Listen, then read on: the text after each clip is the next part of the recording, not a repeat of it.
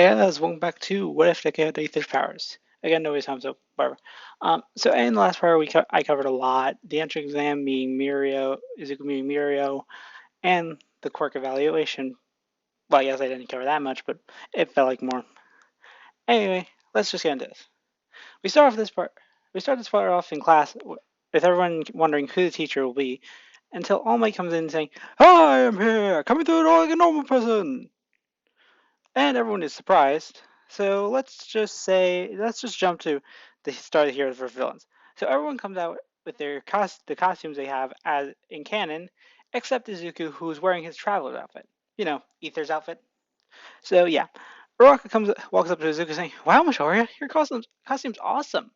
And just like in canon, she mentions how her suit is skin tight, which makes Izuku blush.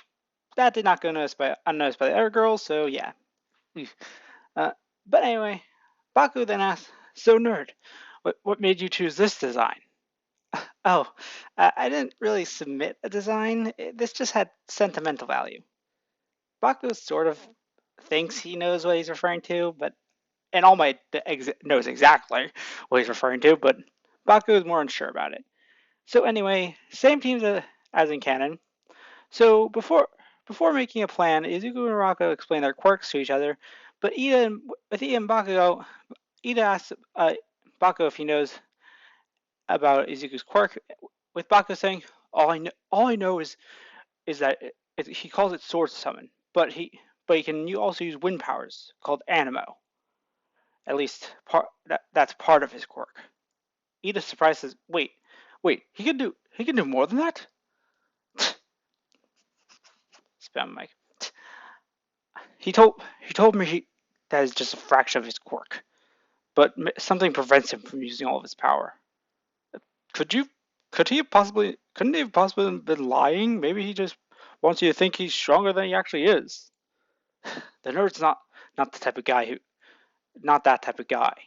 So trust me, he ain't lying. I see. Well then, we better plan accordingly.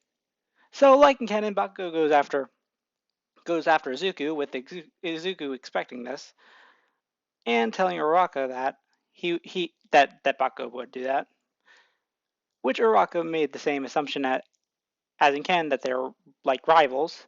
Izuku responds to this saying, "Well, I guess in a way we are." Because, yeah, in this, what if Bakugo and Izuku are friends and sort of rivals? It's more one sided, of Bakugo actually acting like they are rivals. But Izuku, he knows Bakugo thinks of him like that as a rival. But Izuku never thought about it like that because he has a missing sister. He's not gonna which he has a missing sister. He's not gonna focus on that. So to missing sister, fine. So whatever. Which Baku is aware of that. By the way, I forgot to mention, it's not like Baku doesn't help Izuku find Izumi. In fact, he looks into it secretly as his own personal hero investigation. But Izuku does not know this. Baku's lackeys knew because he would sometimes force them to help. So yeah, Baku's definitely more respectable in canon than canon. To be honest, I always respected his determination to become a hero. So yeah, I can totally see him doing this for a friend. Anyway, back to it. So, like in canon, Izuku and Rako are walking through the building, with Izuku pushing Rako away as Baku lets out a huge explosion, saying, "Huh, figures you saw that coming." Izuku then says, "Yeah, but Uraka, go find the bomb. I'll take care of Bakugo." Are you sure?" "Yeah, trust me. I'll be fine. Now go." "All right." Uraka runs off with Baku and Izuku charging at each other and clashing. Izuku having the advantage over Baku in terms of fighting experience. So mostly Izuku is dodging and countering Bakugo's attacks, with Bakugo then backing off a bit and throwing explosions at Izuku, who keeps dodging, but albeit with some close calls. And then hitting Bakugo in the gut with the hilt of his sword, making him stumble and spit up a bit. Then Bakugo makes the same statement as in about his quirk as in canon, with him preparing his gauntlet, and almost says, "No, young Bakugo, you'll kill him!" Bakugo smirks as he says, "Ha! Please! They're not too stubborn to go out like just yet." Bakugo pulls the pin, releasing a huge explosion, Izuku quickly charges up a wind blade.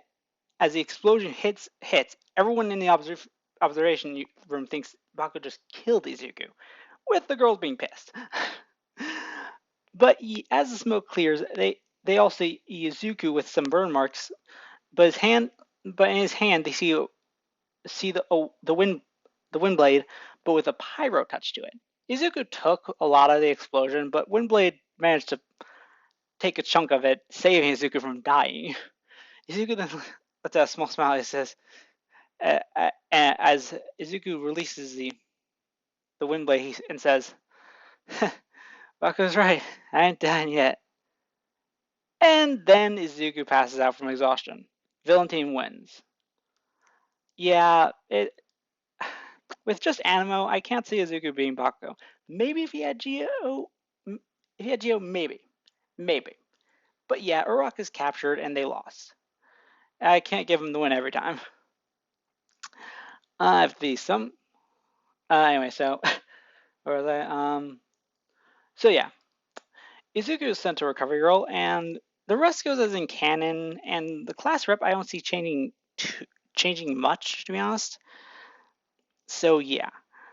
But anyway, skip to the bus ride where everyone explains their quirks and talk about who would be the best hero. Izuku explains his quirk and his quirk, quote unquote.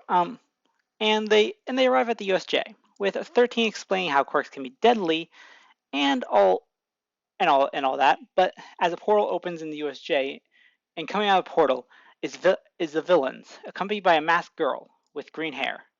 As Izuku looks to see this, he starts crying as says, "Izumi," and that's it for this video. Make sure to like, comment, subscribe, and I'll see you all next time. Bye.